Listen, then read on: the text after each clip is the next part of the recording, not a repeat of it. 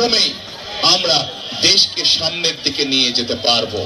গণতন্ত্র এই গত 16 বছর যাবত এই দেশে কোনো জবাবদিহিতে ছিল না, এবং যেহেতু জনগণের কাছে কোনো জবাবদিহিমূলক শাসন ছিল না, জনগণের কাছে জবাবদিহি করার মতন যারা শাসন ক্ষমতায় ছিল তারা জোর জবরদস্তি করে জনগণের অধিকারকে চাপিয়ে রেখেছিল। তারা জনগণের অধিকারকে চাপিয়ে রেখেছিল। প্রিয় ভাই বোনেরা, আজকে এই 12 তারিখের নির্বাচন শুধু যে আমরা গণতন্ত্রের ভিত্তিকে মজবুত করবো তা নয়, গণতন্ত্র ভিত্তিকে মজবুত করার পাশাপাশি 12 তারিখের নির্বাচন হচ্ছে আমাদের আগামী দিনের দেশ গঠনের, ভাগ্যের পরিবর্তনের নির্বাচন। কাজে আমাদেরকে প্রিয় ভাই বোনেরা এখন সামনের দিনে দেশ গঠন করতে হবে।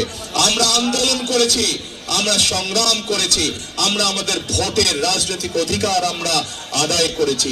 এখন প্রিয় ভাই বোনেরা, সেই রাজনৈতিক অধিকারকে প্রতিষ্ঠিত করার মাধ্যমে আমাদেরকে করতে হবে দেশের উন্নয়ন, বাংলাদেশের মানুষের অর্থনৈতিক স্বাধীনতা আমাদেরকে ভিত্তিপ্রস্তর স্থাপন করতে হবে।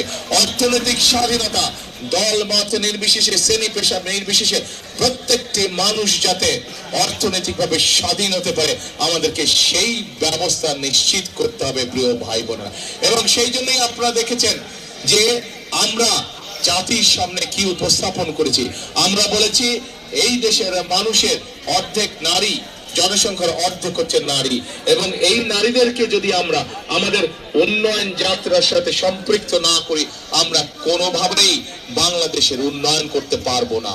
এবং সেই জন্যই এই দেশের খেটে খাওয়া নারী যারা, খেটে খাওয়া মানুষ যারা, খেটে খাওয়া আজকে পরিবারের যারা গৃহিণী, যারা মা, তাদের